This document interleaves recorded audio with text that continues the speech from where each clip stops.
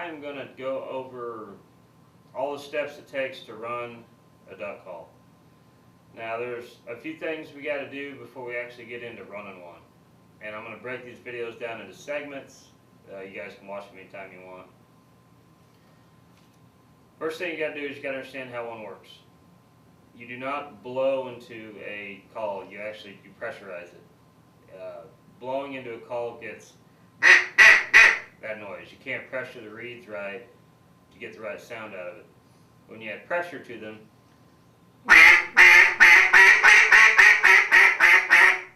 see, that's pressure. It makes the reeds resonate in the right way. So, we need to learn how to hold the call, put the call up to our mouth, how to get our throat open, and how to get the pressure out of our lungs and into the call. So the first thing is you need to put the bottom lip of the call on your bottom lip.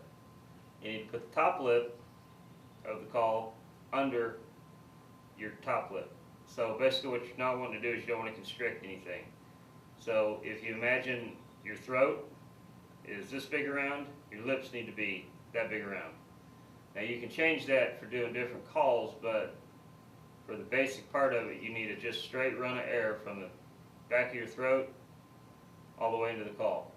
So bottom lip, call goes on top. Top lip, call goes on top. Just like that.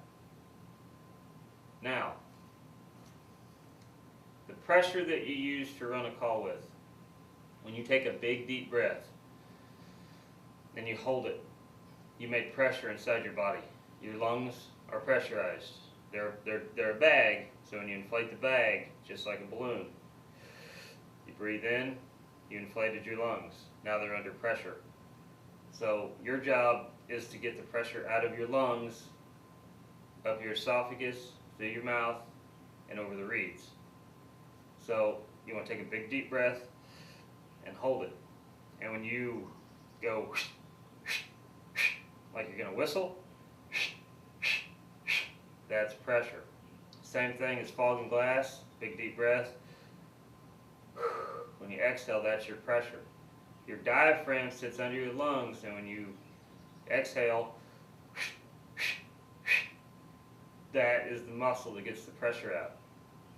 So, first thing you want to do is take the call around backwards. Take a big breath, big as you can, and then just like you're going to whistle.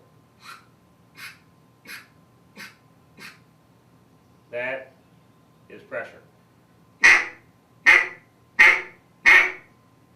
So, big breaths, pressure through the call with an open throat. Now, I don't personally like to use words to describe how to make a sound on a call because you really don't say a word into a duck call. That's very hard to do. I don't know how to do that. What I do say is we need to learn what our tongue is doing inside of our mouth. So for a quack, this is what we're going to cover on this little segment, is just a quack. The quack is the basis for all duck call sounds. That tongue movement does everything. It does a feed, it does a bouncing hen, it does a contest ring, all the way down to any note you want to make. It all starts off with a quack. So we have to have a good fundamental quack down before we can do anything. So, what our tongue needs to do in our mouth. If this is our front teeth, this is the bottom set. This is the back of them, this is the front of our teeth. So our lips sit here. Now, our tongue, this is the tip, needs to stay anchored against those bottom teeth in the back. It does not move off of it. When you say a T sound, this is why they've always told us to do that. When you say a T sound, in order to say that, your tongue has to hit the roof of your mouth. So, what I want you to do is throw quit, hit, wit, all that out the door. What I want you guys to do is when you're making the pressure and you're putting it through the call, the middle of your tongue goes up and slams against the roof of your mouth, and that is a quack. If I do a quack without putting my tongue up to the top of my mouth, this is what you get.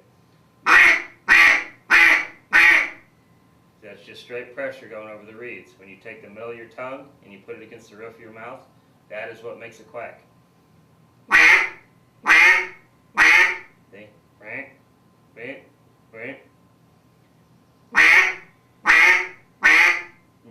shorter, you can make them faster.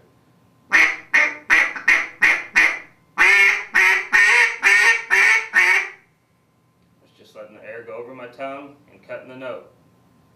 So the best thing for you guys to practice if you're just starting out is one single quack. Take a break.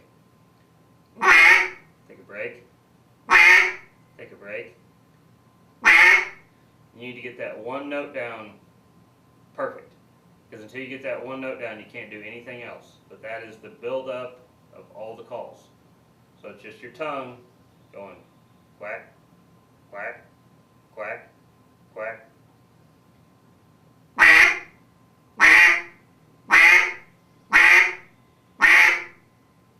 So practice that. When you got one, then throw two in. Don't worry about the cadence, whether they're long or short. You know, it doesn't really matter if you're going or we'll get that later. So right now, do one. When you got the one down to where it's just habit, do two. Because what you're doing is you're building muscle memory in that tongue. It's just no different than riding a bike. You take the training wheels off and you go 10 feet, you fall over.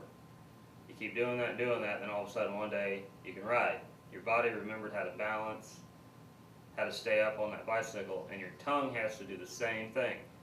You've never done that movement before, so you have to do it enough times that your body can remember it. So it's just that one crack is the basis of all life on a duck call.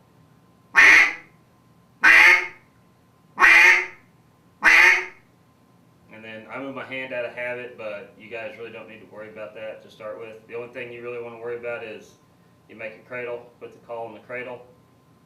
You can keep your hand open. So, just out of habit, calling for a while you end up, because that does change sound a little bit for you when you get more advanced. That is the quack, fellas.